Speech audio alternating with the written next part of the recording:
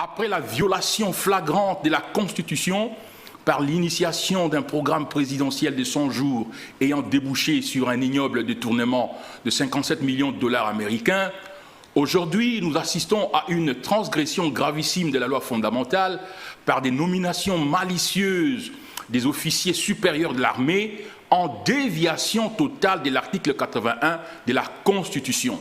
Cette disposition stipule avec limpidité cristalline que ces nominations se font sur proposition du gouvernement délibéré en Conseil de ministres.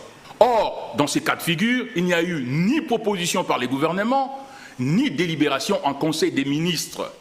Cette transgression précalculée de la Constitution est porteuse de circonstances aggravantes par l'astuce irrespectueuse consistant à envoyer les premiers ministres en mission pour rester orchestrer cette cabale derrière son dos. Méprisant l'institution au gouvernement et dédaignant l'instance Conseil des ministres, ces délits violent la quintessence politologique même du pacte républicain et établit un présidentialisme impérial de facto. Il dénote d'un schéma des confiscations de l'État et de la République avec les ramifications internationales. Les nobium et les lithium rock de la RDC sont déterminants dans le nouveau rapport de forces militaires de la géostratégie mondiale.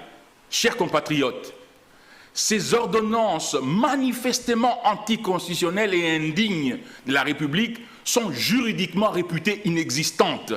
Elles doivent être rejetées par toute la nation selon l'esprit de l'article 27 de la Constitution. L'institution président de la République doit être rappelée vigoureusement à l'ordre par le peuple dans la formule malienne.